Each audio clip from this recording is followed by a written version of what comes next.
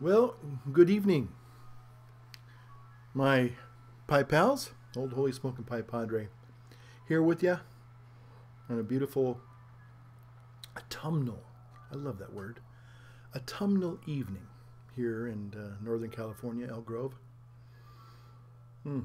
And I am enjoying, which many of you are probably enjoying as well, is a nice pipe. To me, fall and autumn, I think it's the perfect pipe smoking weather. I really do. Got a little breeze blowing this evening. The temperatures were really hot the last 3 or 4 days.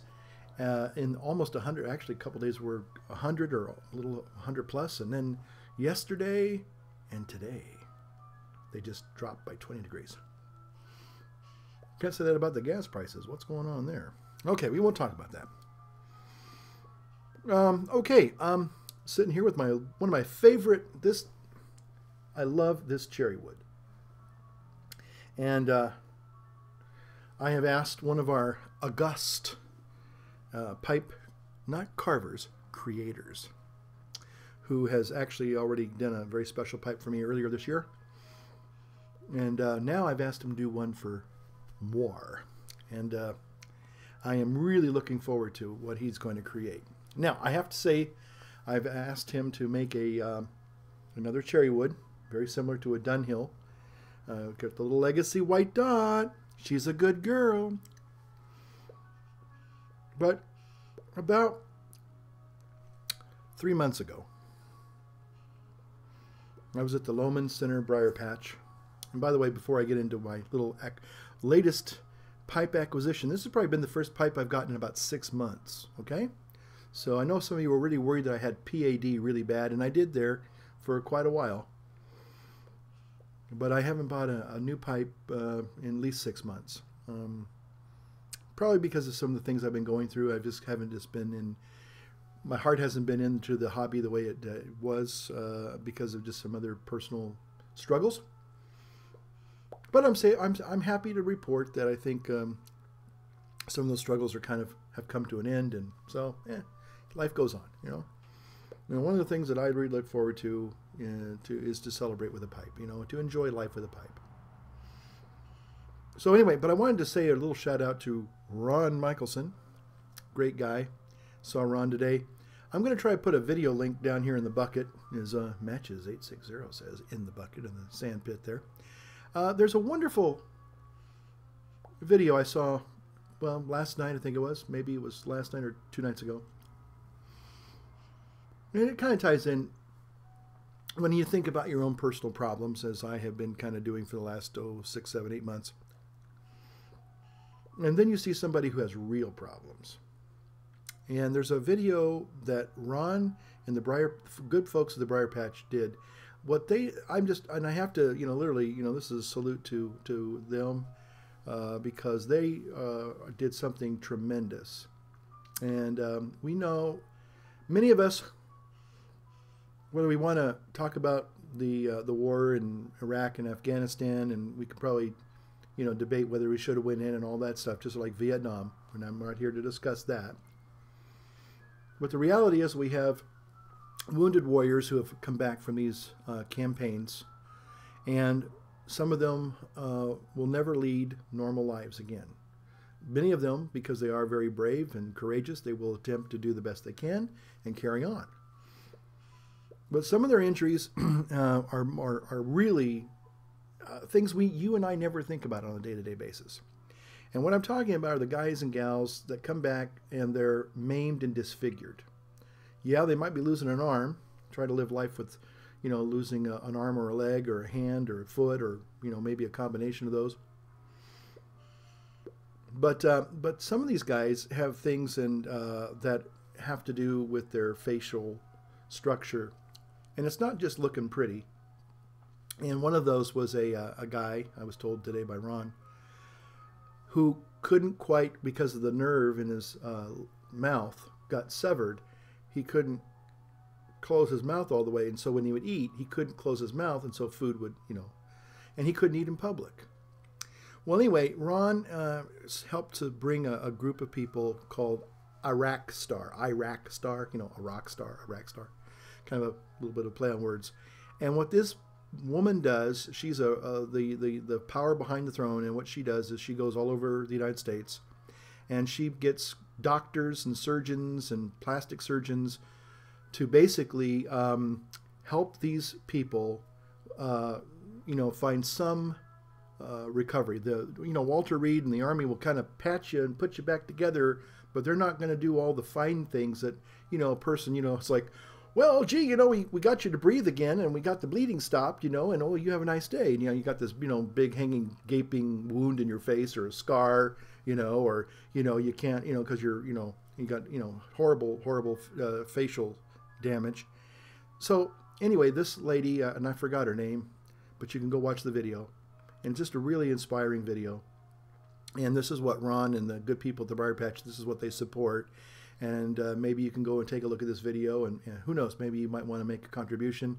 I don't know exactly who you make the contribution to, but I think that that would be a worthwhile thing. But again, it's something, it's really sobering. It helps you to realize that, you know, as bad as maybe you don't have a job, maybe you're going through a divorce, maybe one of your kids are, you know, really sick, or they're messing up in school.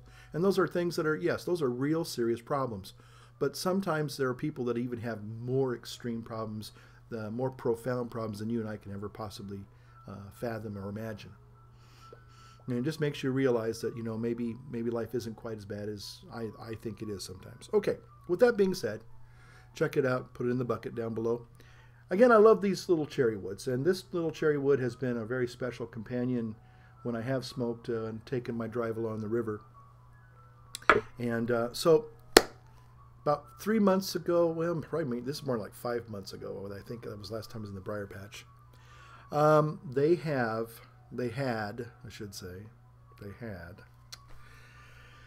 had an Ashton cherry wood. An Ashton cherry wood. Okay? And I went back today looking for that cherry wood. And I found it. And I want to share it with you. Cherrywood. Dunhill. Legacy white dot. Good girl. Love it. Ready for this?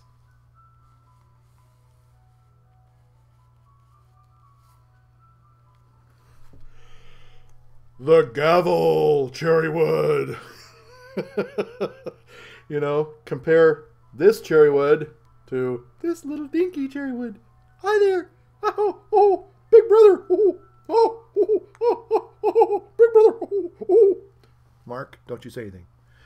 Anyway, big economy size cherrywood. Little, you know, nice little cute cherrywood. And it's got a legacy white dot. Now it's not a Dunhill. It's an Ashton. It's an Ashton. But look at this. They affectionately called this in the store the gavel.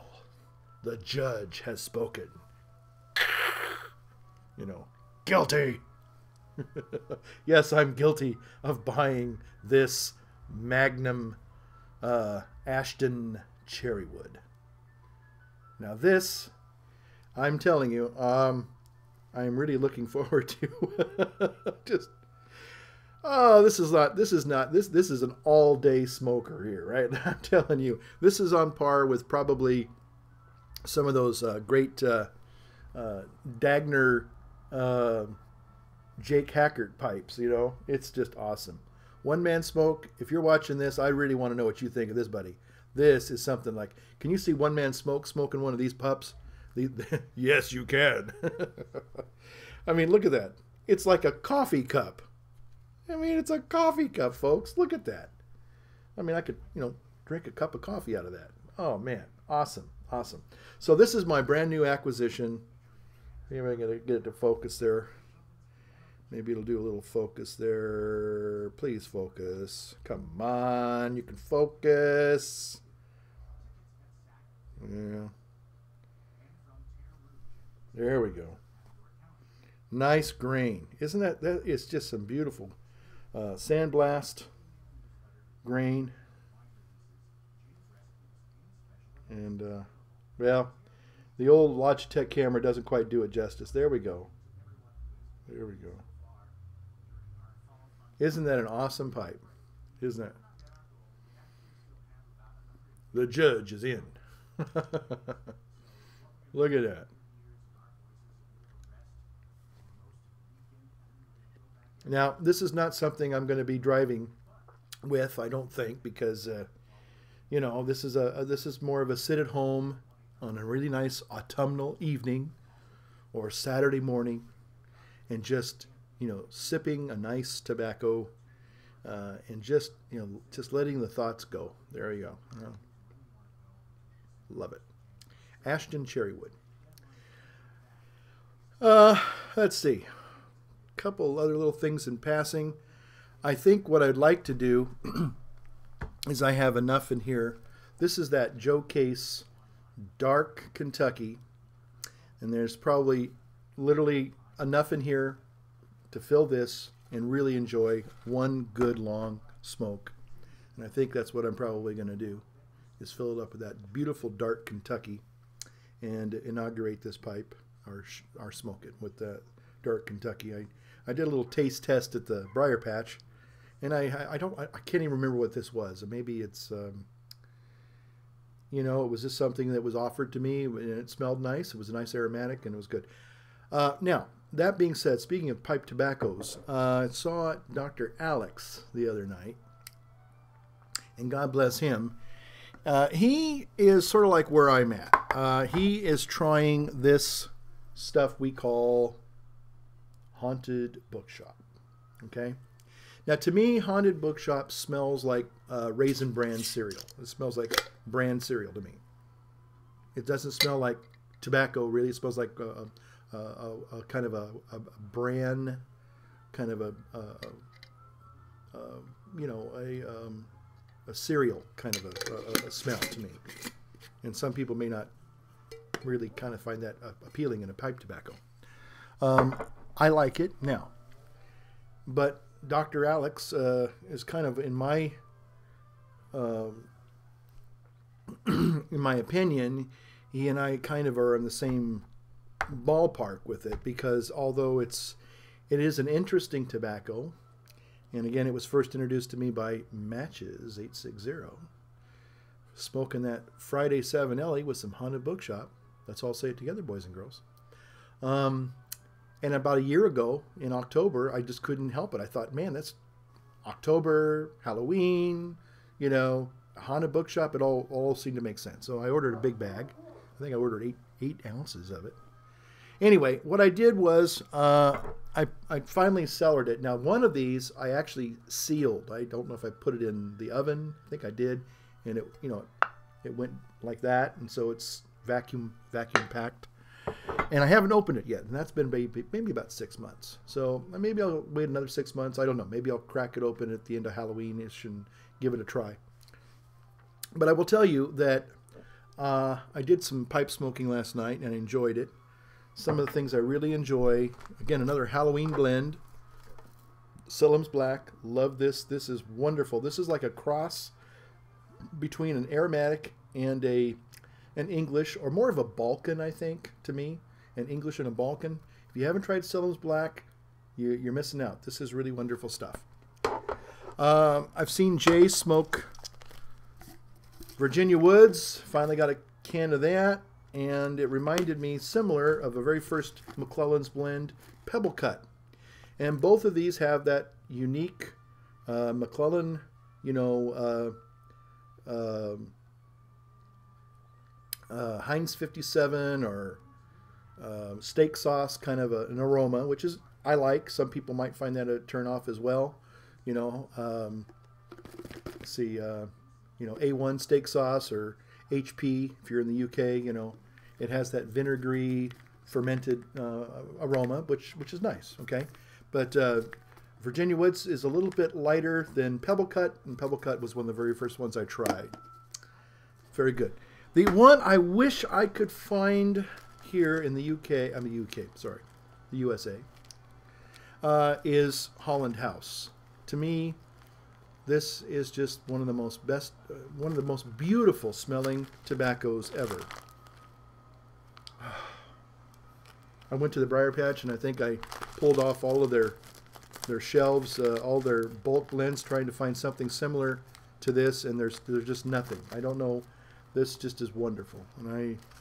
So anyway, I kind of digress here. So that's what I'm probably going to do. I'm probably going to use this beautiful Magnum cherry wood to the things that I have kind of lingering left over that I really don't need to put in a cellar thing, but just smoke.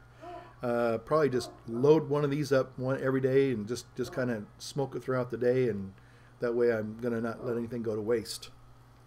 Boy, I love this pipe. I mean, it feels great in your hand. I've always loved this little cherry wood, and now it's got a big brother. Big. You call that a knife? You call that a pipe? That's a pipe, lad. So anyway, great. Just in closing, today is October 5th, and it's one day to the year that Steve Jobs died. And I did go out yesterday and order the new iPhone 5 as kind of a little memorial tribute to good old Steve Jobs. There's an interview. If you get a chance to watch it, it's going to be released again. They had it for rent about 4 or 5 months ago, maybe 3 months ago, actually. It's a very interesting interview that Steve Jobs did back in the 80s, and it'll be on iTunes and available for purchase, I think, sometime this month. If you haven't seen that interview, it's very interesting. The guy definitely knew what he was talking about in many things. He's not the greatest guy in the world, and certainly, somebody might say, but Steve Jobs, he wasn't a Christian, he wasn't a Catholic, certainly. Well, that's true, but the thing that Steve Jobs had that I think appealed not just to me but millions of people is he had a love for beauty. And I noticed Jay was asking us to just upload these Zen moment videos. And Steve Jobs was into kind of that Eastern way of looking at life. Not seeing things, seeing the beauty and simplicity. And I really believe that there's something elegant in understated simplicity, things like that.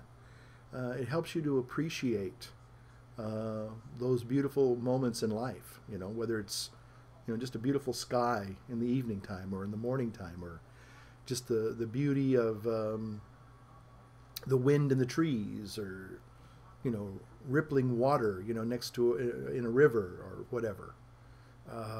Just seeing a flock of birds, just the amazing pattern of birds flying, and just kind of letting that, just without any commentary, without anything, just letting that bit of nature just fill your soul with beauty.